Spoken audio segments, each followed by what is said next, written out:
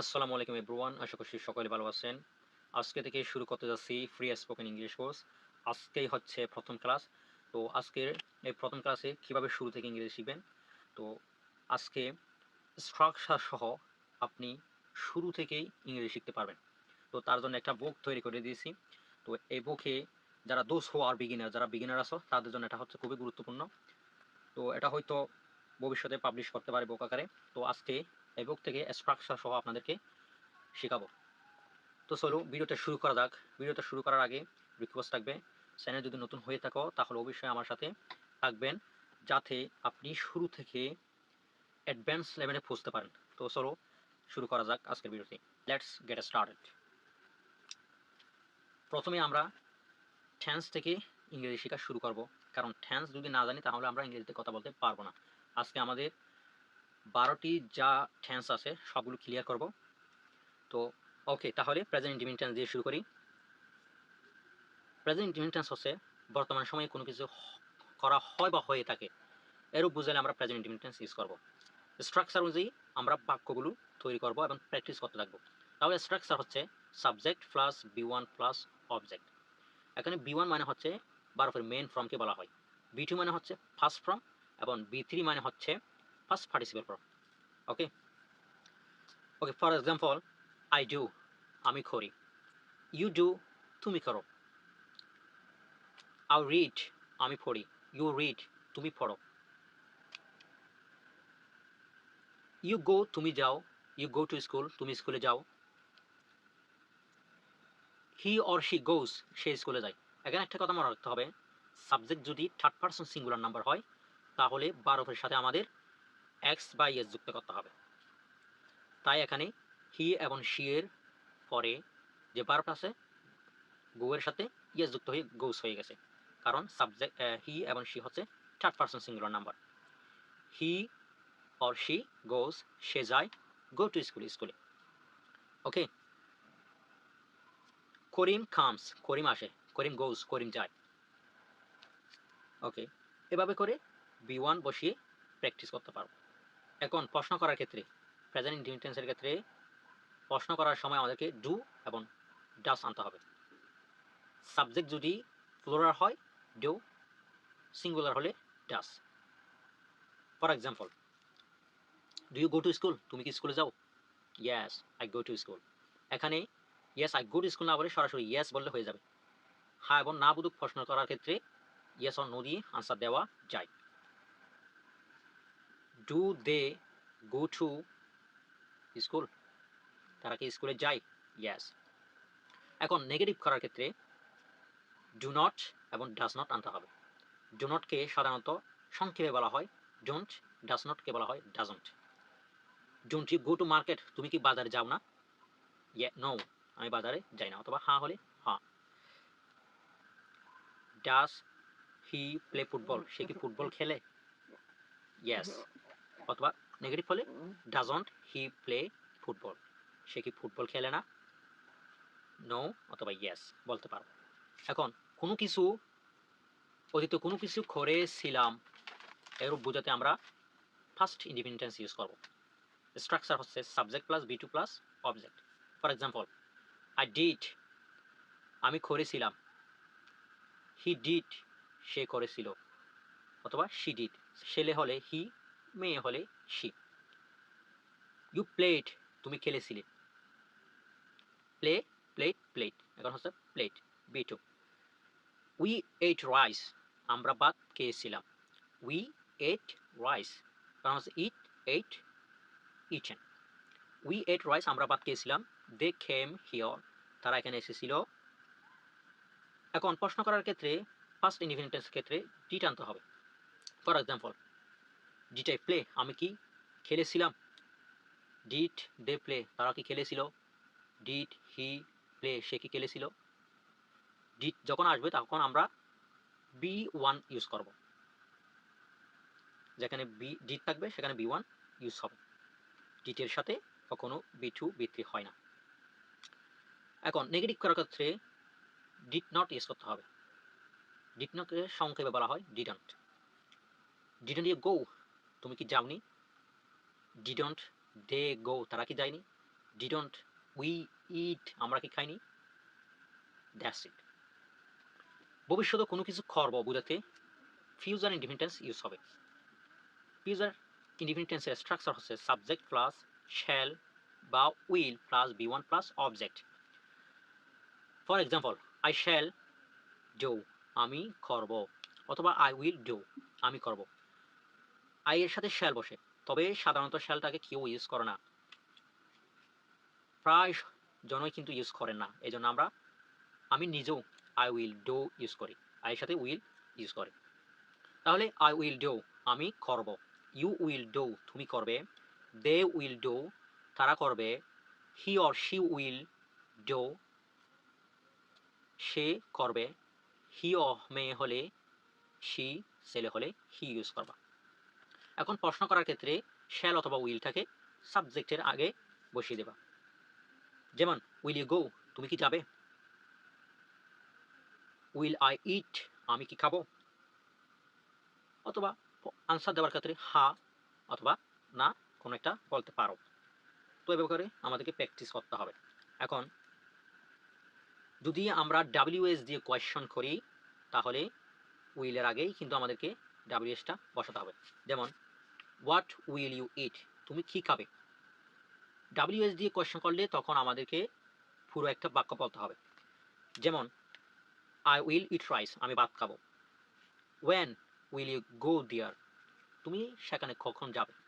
I will go there tomorrow, আমি আগামীকাল সেখানে যাব, এভাবে বলতে পারো। এখন বর্তমান সময়ে কোনো কিছু হচ্ছে বা চলছে, এরূপ বোঝালে আমরা প্রেজেন্ট কন্টিনিউয়াস টেন্স ইউজ করব। স্ট্রাকচার হচ্ছে subject plus am is are plus B one plus ING, অথবা অর্থাৎ বায়ারের সাথে আমাদেরকে আইএনজি যুক্ত করতে হবে plus object.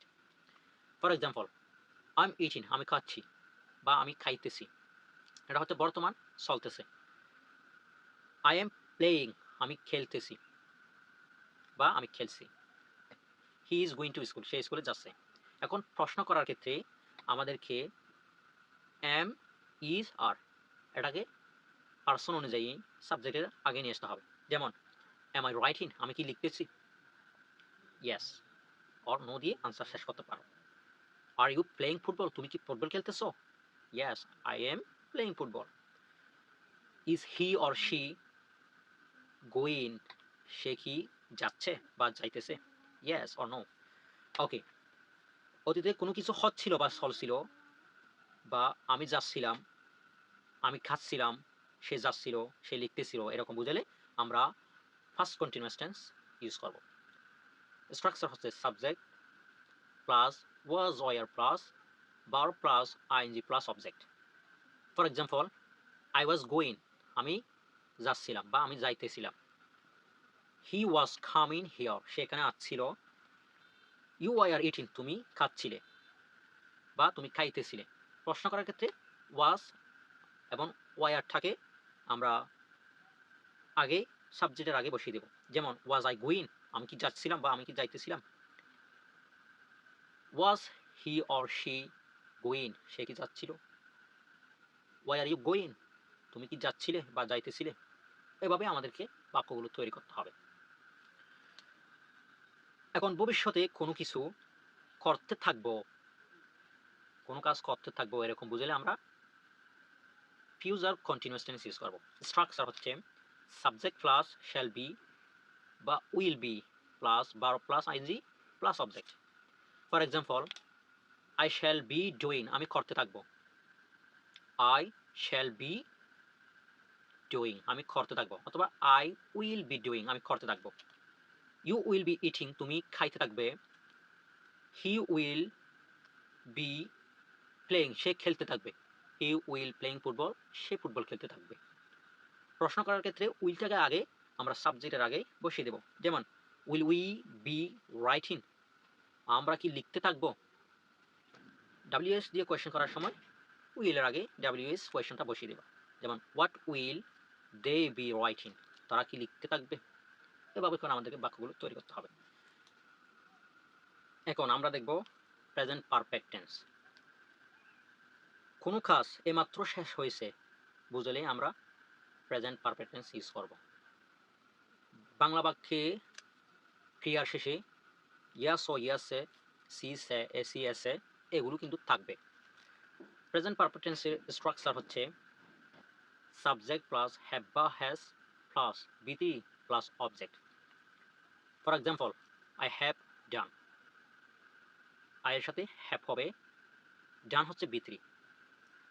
He has gone, সে গিয়েছে, অর্থাৎ হি এবং শি এর জন্য হ্যাজ হবে, থার্ড পারসন সিঙ্গুলার হলে হ্যাজ হবে, আর বাকি সবার ক্ষেত্রে হ্যাভ হবে। আই হ্যাভ ডান, আমি করেছি, ইউ হ্যাভ ডান, তুমি করেছ, দে হ্যাভ ডান, তারা করেছে, আই হ্যাভ ইটেন, আমি খেয়েছি, আই হ্যাভ গন, আমি গিয়েছি, আই হ্যাভ রাইটেন, আমি লিখেছি, দ্যাটস ইট। এভাবে প্রশ্ন করার ক্ষেত্রে সাবজেক্টের আগে হ্যাভটা নিয়ে আসবো। হ্যাভ ইউ কাম, তুমি কি এসেছো? কাম কেম কাম। হ্যাভ ইউ কাম, তুমি কি এসেছো? হ্যাভ দে রাইটেন, তারা কি লিখেছে? না বোধক করার সময় হ্যাভের সাথে নট যুক্ত করতে হবে। আই হ্যাভ নট ইটেন, আমি খাইনি। এরকম খাইনি, যায়নি এরকম বুঝাতে আমরা ফার্স্ট ইন্ডিফিনিট টেন্সও ইউজ করতে পারি। যেমন আই ডিড নট ইট, আমি খাইনি। অথবা বলতে পারবো আই হ্যাভ নট ইটেন, আমি খাইনি। দুইটার থেকে কোনো একটা ইউজ করতে পারো, নি নাই এরকম বাক্য বুঝাতে। এখন কোনো কিছু করেছিলাম, গিয়েছিলাম, খেয়েছিলাম এরকম বুঝাতে, অর্থাৎ অতীতকালে একটি কাজ সংঘটিত হয়েছিল বোঝাতে আমরা ফার্স্ট পারফেক্ট টেন্স ইউজ করব। অর্থাৎ এটা ফার্স্ট ইন্ডিফিনিট টেন্সের সেই অতীত বুঝাতে। যেমন স্ট্রাকচার হচ্ছে সাবজেক্ট প্লাস হ্যাড প্লাস বি3 plus object. For example, I had gone, আমি গিয়েছিলাম। অর্থাৎ এটা যদি ফার্স্ট ইন্ডিফিনিট টেন্সের সেই অতীত বোঝায় তাহলে আমরা এটা ইউজ করব। আই হ্যাড গান, আমি গিয়েছিলাম। আই হ্যাড ইটেন, আমি খেয়েছিলাম। You had reached the station, তুমি স্টেশনে পৌঁছেছিলে। He or she had come, সে এসেছিল। প্রশ্ন করার ক্ষেত্রে হ্যাডটাকে সাবজেক্টের আগে নিয়ে আসবো। হ্যাড ইউ গন দেয়ার, তুমি কি সেখানে গিয়েছিলে? হ্যাড উই ইটেন রাইস, আমরা কি ভাত খেয়েছিলাম? That's it. এভাবে এখন ভবিষ্যতে একটি কাজের পূর্বে আরও একটি কাজ শেষ হয়ে থাকবে বোঝালে আমরা ফিউচার পারফেক্ট টেন্স ইউজ করব। তবে দুটি কাজের মধ্যে যেটি আগে হবে সেটি ফিউচার পারফেক্ট টেন্স হবে, আর যেটি পরে হবে সেটি প্রেজেন্ট ইনডিফিনিট টেন্স ইউজ করতে পারো অথবা ফিউচার ইনডিফিনিট টেন্স ইউজ করতে পারো। স্ট্রাকচার হচ্ছে সাবজেক্ট প্লাস শ্যাল হ্যাভ বা উইল হ্যাভ প্লাস বি3 plus object. For example, we shall have started অথবা we will have started before the sun rises, সূর্য ওঠার পূর্বে আমরা রওনা হব, অর্থাৎ সূর্য ওঠার আগে আমরা রওনা হব। তাহলে এরকম সিচুয়েশন গুলোতে ফিউচার পারফেক্ট টেন্স ইউজ করা হয়। এখন ভবিষ্যতে কোনো নির্দিষ্ট সময়ের মধ্যে কোনো কাজ শেষ হয়ে থাকবে বোঝাতেও কিন্তু ফিউচার পারফেক্ট টেন্স হয়। যেমন I shall have finish the work by 5 PM, আমি বিকেল 5টার মধ্যে কাজটি শেষ করে ফেলব। অথবা বাই 8 PM, বাই 9 PM এরকম বলতে পারো। এখন অতীত কোনো কাজ শেষ হয়ে থাকবে বোঝাতেও কিন্তু ফিউচার পারফেক্ট টেন্স ব্যবহৃত হয়। যেমন he will have come by this time, সে এতক্ষণে এসে থাকবে। They will have gone by this time, সে এতক্ষণে গিয়ে থাকবে।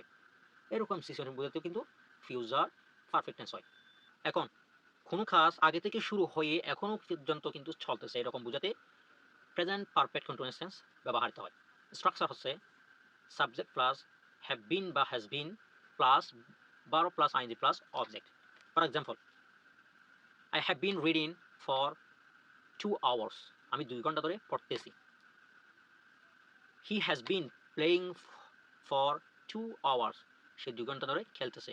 এরকম কোনো কিছু ধরে চলতেছে, অতীতে কোনো কিছু শুরু হয়েছে কিন্তু এখনো পর্যন্ত চলতেছে, এরকম বোঝাতে কিন্তু প্রেজেন্ট পারফেক্ট কন্টিনিউয়াস টেন্স হয়। প্রশ্ন করার ক্ষেত্রে হ্যাভ অথবা হ্যাজকে আগে এনে দিতে হবে সাবজেক্টের। Has he been suffering from fever for 7 days, সে 7 দিন ধরে জ্বরে ভুগতেছে কি এরকম। It has been raining since morning, সকাল থেকে বৃষ্টি হচ্ছে। এরকম সিচুয়েশন বোঝাতে প্রেজেন্ট পারফেক্ট কন্টিনিউয়াস টেন্স ব্যবহার করতে হয়। এখন অতীতে কোনো কাজ হচ্ছিল বা চলছিল কোনো নির্দিষ্ট সময় ধরে, তাহলে আমরা first perfect continuous tense use করব। স্ট্রাকচার হচ্ছে subject plus had been plus verb plus ING plus object. For example, Rahim 1 ঘন্টা ধরে অঙ্ক করছিল। Rahim had been doing sums for 2 hours, Rahim 1 ঘন্টা ধরে অঙ্ক করছিল। It had been raining for an hour, 1 ঘন্টা ধরে বৃষ্টি হচ্ছিল। The students had been making a noise before the teacher enter the classroom, শিক্ষক শ্রেণীকক্ষে প্রবেশ করার পূর্বেই ছাত্ররা গোলমাল করছিল। তো এরকম সিচুয়েশন বোঝাতে পাস্ট পারফেক্ট কন্টিনিউয়াস টেন্স ব্যবহৃত হয়। এখন ভবিষ্যতে কোনো কাজ দীর্ঘক্ষণ যাবৎ চলতে থাকবে, ধরে বা যাবৎ চলতে থাকবে এরকম বোঝাতে আমরা future perfect continuous tense use করব। স্ট্রাকচার হচ্ছে subject plus have shall have been বা will have been plus verb plus ING plus object. For example, I shall have been reading for 2 hours, আমি 2 ঘন্টা ধরে পড়তে থাকবো। The boy will have been playing in the field for an hour, 1 ঘন্টা ধরে শিশুটি বা ছেলেটি খেলতে থাকবে। We shall have been playing since tomorrow, আগামীকাল থেকে আমরা খেলতে থাকবো। ওকে, এরকম সিচুয়েশন বোঝাতে কিন্তু আমরা future perfect continuous tense use করতে হবে আমাদের। ওকে, এখন সব টেন্স ক্লিয়ার। ওকে, আজকে এতটুকু। তো ভিডিওটি কেমন হয়েছে অবশ্যই জানিয়ে দিবা। ভিডিওটি যদি ভালো লাগে থাকে অবশ্যই চ্যানেলটি সাবস্ক্রাইব করে এবং কমেন্টে জানিয়ে দেবা। ধন্যবাদ সবাইকে।